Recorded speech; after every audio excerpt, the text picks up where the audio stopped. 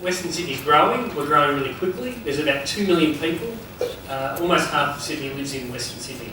And in all of those local government areas, Penrith, Blacktown, Camden, Parramatta, and Canterbury, and all of those sorts of places. And there's certainly housing growth. There's new construction taking place. There's migrants coming in from the country from all over the world to make their home here in Western Sydney. And 200,000 people every day that have to travel outside of the region to get work, to go to work. Now, if you're in Parramatta and you're going to work in Leichhardt, it's not too bad. But if you're in Penrith and you're going to work in the Sydney CBD, that means you're travelling 1.5 hours from your home to your work through pretty congested traffic or congested train lines, and 1.5 hours in the evening to get back again. So you might be spending 15 hours a week in transit, stuck in traffic, getting frustrated, and there's a cost to that. There's a cost to family life. It means parents aren't home to help kids with homework. There's a cost to community life. It means you haven't got time to help coach the local football club or whatever. And there's a cost to business as well. It's actually really expensive to move things and people around Sydney. So we've been trying to work out, well, what could we do to actually create jobs in Western Sydney? We know that one of the solutions is to increase those big pipes that get people from west to east. And some of those pipes are roads, the M4, the M4, M5 and M7. And obviously the rail lines, the Western Rail Line being the oldest in the country and the most congested. So obviously we would support those pipes getting a bit wider to help us all get in and out a bit quicker. Now if you live in Parramatta, it's not too bad. There's lots of jobs now in Parramatta, different types of jobs. Good jobs, there's jobs for cleaners, there's jobs for doctors at Westmead, lawyers in the legal precinct, finance, insurance, all of those sorts of jobs. But the further you get out into the edges of Western Sydney, the less number of jobs there actually are. The one thing that would make a difference would be if we had an airport of our own, if we actually had a place to catch planes from, if we had a place to go to work in. Airports are amazing.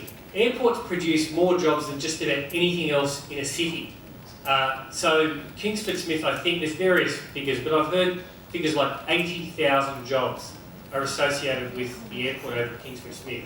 And the problem for Western Sydney is it's a long way to the shop if you want a sausage roll. It's a long way to get to Kingsford Smith. In fact, from Penrith, we've worked out that to catch a taxi to the airport, to catch a plane, the net additional cost of going to Kingsford Smith versus Badgerys Creek, which is just down the road from Penrith, is an extra $200 just in your cab fare. Now, $200 might be more than your plane ticket. So that's just absurd that we have a city that's structured in such a way that a whole bit of our population finds it hard to get to work and it's so expensive to get access to the airport. So Badgerys Creek's been around for a long time. The government brought the 1,700 hectares of land back in, I think, the 80s, but it's been talked about for 50 years. What's happened recently is there's a bit more attention on the potential for this airport to do something for the region. Back 20 years ago when it was a hot topic, all of the councils were opposed. They were all against. And the third runway at Sydney Airport was toxic. People were against the third runway. And I think Western Sydney thought, gee, if these guys are so opposed, do we really want this in our backyard? And so everyone joined up and opposed the whole thing. A few things have happened since then. The first thing is that planes have become much quieter. So A380 planes are only half as noisy as 747s. The next generation are going to be half as quiet again. The other thing that's happened, I think, is a bit of a knowledge that, hang on, if we've got the northwest and the southwest growth centres with an extra 1 million people roughly in each between now and 2050, we're going to have 4 million people in Western Sydney. We're not going to have a jobs deficit of 200,000 sitting in the traffic on Parramatta Road or whatever. We're going to have 500,000 people sitting in the traffic. And that is a crisis. That is a disaster. That's not good for a city to have such a degree of different outcomes for people, outcomes to opportunities. There's a new government now. I think we're going to have a bipartisan view, and we have to have one. Both major political parties have to support an airport if it's going to happen. Anthony Albanese, the Shadow Minister, he's 100% behind getting an airport at Badgerys. I think Joe Hockey, the Treasurer, is 100% behind getting an airport at Badgerys. We have a few challenges. Kingsford Smith have the right to run the airport, or to refuse that right.